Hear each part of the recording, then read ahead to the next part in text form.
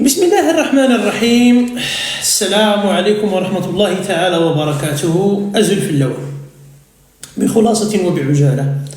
خرج بعض الشرذمة وبعض المتنطعة إلى الولوغ في أعراض الموحدين، وذلك نصرة لفكرة وتشبت بأسرار العروبة وتقصيرا في حق الأمازيغ. لم يكتفوا فقط بالحقارة، بل نسبوا إليهم الدياثة. وأتى هذا الأخرق صراحة، هذا الشخص جاء برواية لا اعتبار لها، وكان بأن جنود بن تمرت يغصبون زوجتهم للزنا بالإفرنج كطريقة لدفع الجزية، أي أن الأمازيغ كانوا يدفعون الجزية إلى الإفرنج وإلى الإسبان والبرتغال عن طريق زوجاتهم. وقال بأن هذا يفسر وجود أناس في الأمازيغ أعينهم زرق وخضر وشعرهم شاحب وإلى غيرها من الترهات. أولا، مفاد هذه الرواية رواية ظنية، لو قلتها لحمار لرك لك من شدة غبائها. فالموحدون معروفون من هم، لهم مرحلة تاريخية، لا زال المغرب يعتز بإنجازاتهم إلى يومنا هذا، ولا زال تأثيرهم الفكري حاضرا ومؤثرا في الشخصية المغربية إلى يومنا هذا. لا عليك. المهم، أرجو من العرب أن يعذروني صراحة، وإن الكلام هنا ليس موجها للأقحاح، خصوصا العرب المسلمون، لأنني سأحدث هذا النابح برواية عن العروبة المعتقة التي كانت لا تشوبها شائبة، لأن الإسلام لما جاء أعاد تهيئة الإنسان وأخرجه من عرقيته ومن عصبيته. ولكن الجروة ولو أرضعته حليب فيل أو حليب زرافة أو حليب غزلان لا يرنو إلا أن يكون جروا تابعا لأبيه، تابعا للكليب والده. إذا حدثتني يا أخرق العروبة وتشبت بأسرار العروبة، سأرفعك إلى الجاهلية مباشرا، حيث كانت ما معنى العروبة، لأن بعد الإسلام هنا تتحدث عن شريعة ربانية. أنا قبل الإسلام لمعرفة ما ماهية العروبة أصلا، وهل كان في العرب هذه الشهامة التي تجوسون بها علينا وتقحمون أنفسكم فيها وتستعرضون بها علينا عضلاتكم.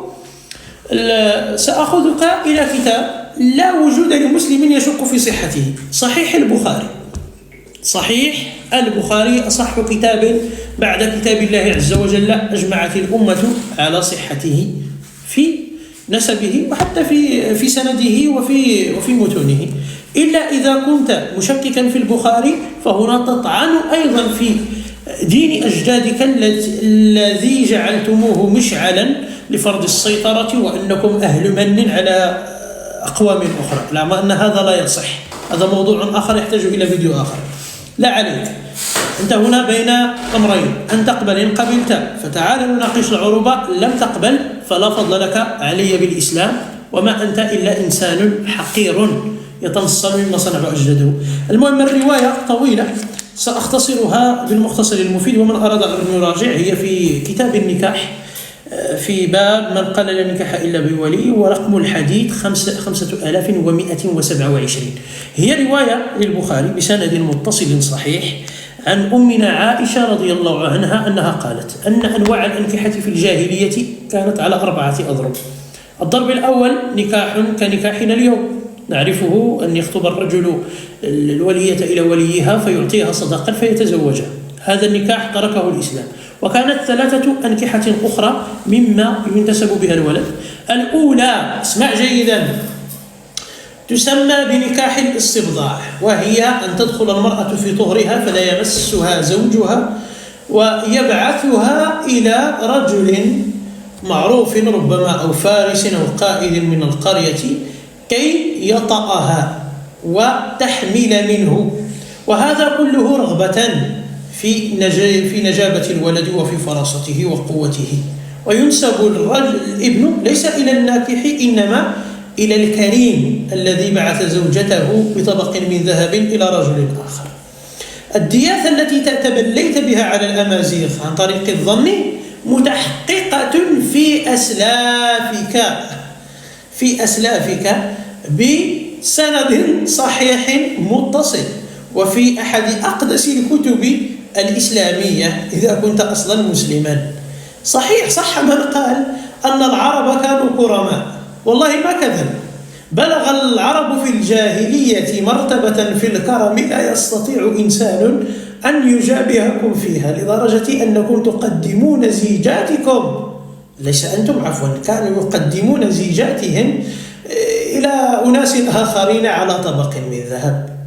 الدياثة، ركاكة، أين الشهامة وأين أن العربي القح في جاهليته فارس؟ أين شهامة عنترة بن شداد؟ وأين عمرو بن كلثوم الذي قال صدق ربما حينما قال إذا لا ما ملأنا البر حتى ضاق عنا وظهر البحر نملأه سفينة. أنا كنت أخال هذا البيت كذبا، كيف لأمتنا أن تملأ البر والبحر؟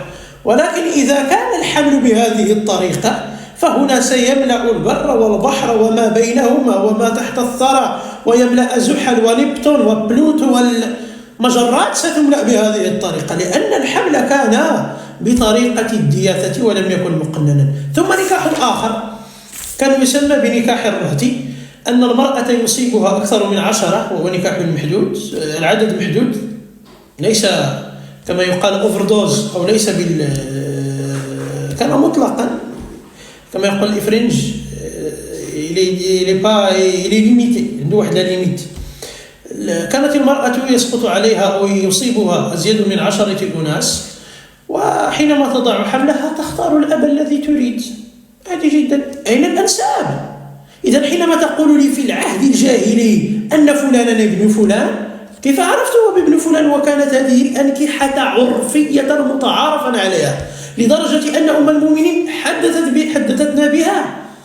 ثم نكاح آخر اللي هو نكاح البغايا، أن المرأة تأتي وتضع علما على بيتها. كانت اسمع، إذا كانت دي هي التي تعيبون عليها وهذه سأخصص هذا الموضوع ديال الكائنة، كانت حملت راية دافعت بها على شعبها ربما، وكانت مقاومة من ميسرة المدغري ضد جحافل بني أمية الغازيات، لأن إذا كان بني أمية جاءوا بمثل هذا فهذا مرفوض. أما الإسلام الذي تريد أن تدافع عنه وتلمعه فقد خرجت أصلا منه بضربك لعرض امرئ مسلم. هنا لا تحدثني عن الإسلام، دع الإسلام جانبا وهات بعروبة الجاهلية التي صرت تتحدث بها، لأن هذه ليست بأخلاق المسلمين. إذن أقول لك لما جاء العرب وفق منظورك أنت وردوا وفق معركة الأشراف، إذا كان الأمازيغ يحملون أعلاما للقتال، فإن بغاياك ونساءك في الجزيرة العربية في العهد الجاهلي كن يضربن أعلاما لجهاد ومعارك أخرى، معاركة لفض الأبكار ومعاركة لصلة الأرحام. سطر عليها جيدا. وكانت المرأة يصيبها من شاء عدد لا محدود من الناس، فإذا وضعت حملها يصيبها من شاء كما قلنا. فنظرا لكثرة هذه البغايا ولكثرة أولادهن ولعدم وجود طريقة للنسب، كان الناس قد كانوا بحاجة إلى مهنة اللي هي مهنة القافة أو القفاية. مفادها أن الرجل ينظر إلى زوجته، إلى تلك المرأة، وينظر إلى ابنها، ويختار من الناس من يشبه ذلك الولد فيقول له هذا ابنك، ولا يحق له أن يرفض ذلك.